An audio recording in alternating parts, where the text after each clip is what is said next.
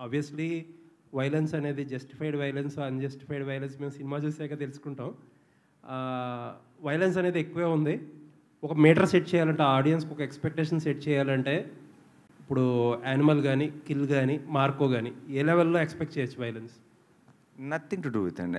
అంటే కంపారిజన్ కాదండి. ఏ సినిమాకి ఆ సినిమా. అంటే కైండ్ ఆఫ్ అసలు కంపారిజనే కాదు. లేదు. But the kind of bloodshed we ఆ 3 లాగా ఆ 3 సినిమాలు ఐ థింక్ 3 చాలా ఈ సినిమాకి చాలా దూరంగా ఉండే సినిమాలు. అంటే వాటి వాటి గ్రామరే వేరు. దీని గ్రామర్ వేరు. సో, నేను ఆ స్కేల్‌ని, ఈ స్కేల్‌ని పక్కన పెట్టి లేదు అంటే నేను చెప్పలేను. స్పిల్ అయిన బ్లడ్ ఎన్ని లీటర్లు స్పిల్ చేశారనే దాని మీద అది అడుగుతున్నా. అలాంటి లెక్కలో చెప్తారు. అలా ఏం లేదు కానీ but it is a very మీకు ట్రైలర్‌లో చూసినప్పుడైనా మీకు వైలెన్స్ అనిపించచ్చు. కానీ మీరు సినిమా చూస్తున్నప్పుడు వైలెన్స్ ఏంటి ఇంత ఉంది అసలు మీకు ఆ థాటే రాదు. మీరు జస్ట్ కథతో ఫాలో అవుతారు. మీరు ఆ నరేటివ్‌తో ఫాలో అవుతారు. నెక్స్ట్ ఏంటి అని చూస్తారు.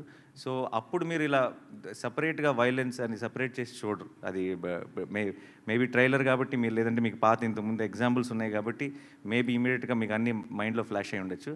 బట్ ఒక్కసారి థియేటర్‌లోకి వెళ్ళిన తర్వాత మీరు ఆ హిట్ 3 ఆ ప్రపంచంలోకి వెళ్ళిపోతారు. ఆ కథనే ఫాలో అవుతారు. నెక్స్ట్ ఏంటి అన్న ఒక క్యూరియాసిటీతోనే సినిమా అంతా చూస్తారు. All the best. Thank you. Nani గారు, బేసికలీ మీరు మార్నింగ్ వైజాగ్లో మాట్లాడుతూ అన్నారు కదా, ఎవరైతే యాక్షన్ మూవీస్ నా నుంచి కోరుకుంటున్నారో వాళ్ళు థియేటర్కి రావచ్చు, మిగతా వాళ్ళు కొంచెం దూరం ఉండండి అని. సో మీకు ముఖ్యంగా పిల్లలు, లేడీస్ ఎక్కువ ఫ్యాన్ ఫాలోయింగ్ ఉంది. వాళ్ళు రాకపోతే కలెక్షన్స్ మీద ఎఫెక్ట్ పడదంటారు? అందరి కోసం అన్ని సినిమాలు అందరి కోసం చేయడం మొదలెట్టాను అనుకోండి, అప్పుడు అసలైన కలెక్షన్స్ మీద ఎఫెక్ట్ పడుతుంది. So I think we should do what we genuinely believe in, and it's definitely పర్టికులర్గా ఇలాంటి కొంచెం వైలెన్స్ ఎక్కువ ఉన్న సినిమా క్రైమ్ థ్రిల్లర్, ఆబ్వియస్లీ అది జానర్. అది మనకి తెలిసినప్పుడు, అది పిల్లలకు కాదని తెలిసినప్పుడు మనమే ఇప్పుడు వాళ్ళు ఏ సర్టిఫికేట్ ఇవ్వబోతున్నారు కాబట్టి నేను పిల్లలు వద్దని చెప్పడం కాదు, అది నా బాధ్యత. నేను చెప్పాలి, నేను తీసుకెళ్ళాను కదా నా కొడుకుని. So it is a very important responsibility, and నాకు it's not about every film.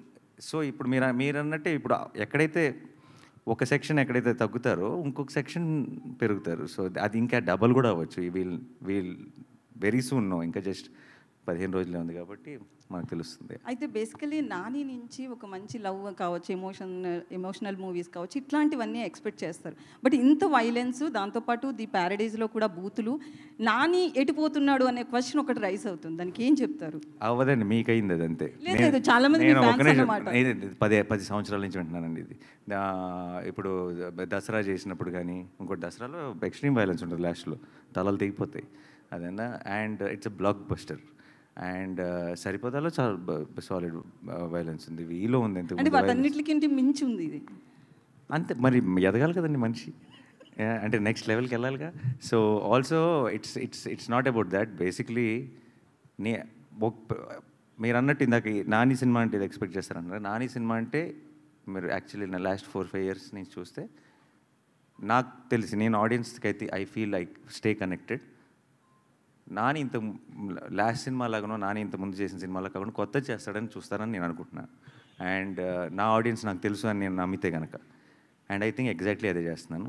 So I think they will be very happy. So Nani, Shailesh గారు ఒక్క నిమిషం నాని, ఇందులో ఒక పర్టికులర్ సీన్లోని ఆ విస్కీ తాగి స్ట్రక్ చేసే, విస్కీని ఎవరు చెప్పారు మీకు? కలర్ పడుతుంది కదా, ఎదర్ విస్కీ ఆర్ సంథింగ్.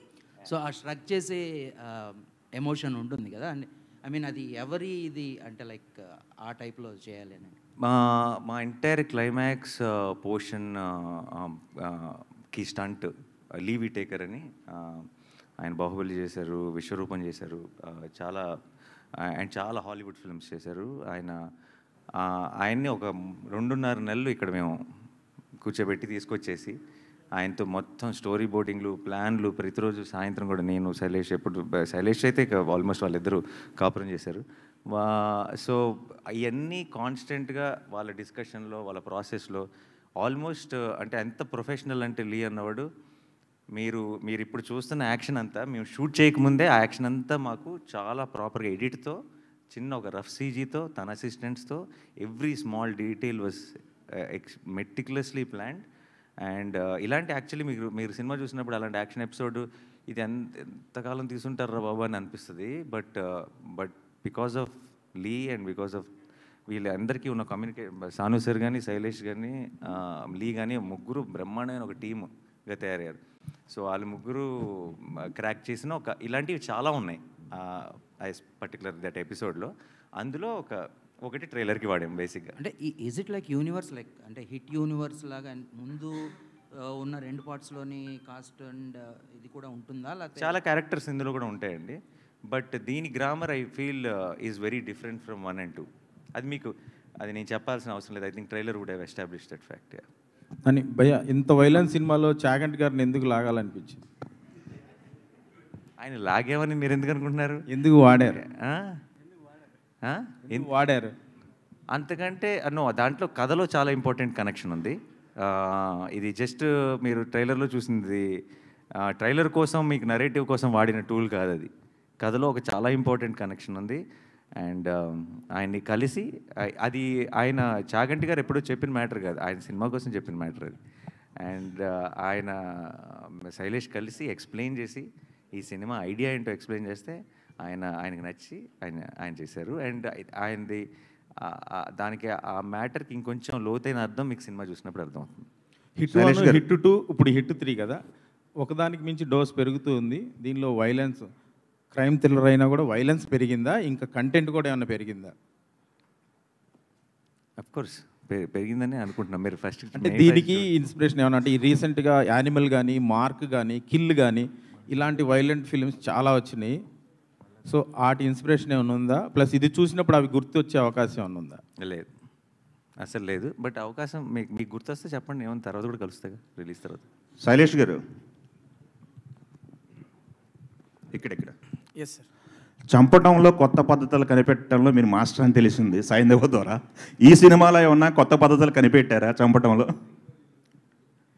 దాని మీద స్పెసిఫిక్గా ఎఫర్ట్ పెట్టి చేసిందేం లేదు సార్, అది ఆర్గానిక్గా అలా వెళ్తున్నప్పుడు జరిగింది. అండ్ యాజ్ ఐ సెడ్ ఈసారి we got leave a taker is నానిగారు మీరు ట్రైలర్లో ఒక డైలాగ్ నానిగారు అంటే ఈ ట్రైలర్ చూస్తున్నప్పుడు ఎక్కడ ఒక మూడ్ బ్రేక్ అవ్వలేదు. అంటే హిట్లో అర్జున్ సర్కార్ మూడ్ ఏదైతే ఉంటుందో ఎక్కడ 1 సెకండ్ కూడా మూడ్ బ్రేక్ అవ్వకుండా ఉంది. మాకు అది చాలా కొత్తగా అనిపించింది ట్రైలర్. జనరల్గా ఏంటంటే చాలా రకాల షార్ట్స్లో పడుతుంటాయి, నవ్వేది, కొంచెం లవ్ ఫీల్ ఏదో కానీ ఒక మూడ్ని సస్టైన్ చేస్తూ దాన్ని పీక్స్కి తీసుకెళ్ళారు ట్రైలర్కి వచ్చేసరికల్లా. ఈ క్యారెక్టర్ జర్నీ ఒక నానిలో కొత్త పర్సెప్షన్ ఏం ఓపెన్ చేసిందంటే ఏం చెప్తారు యాజ్ అన్ ఆర్టిస్ట్గా?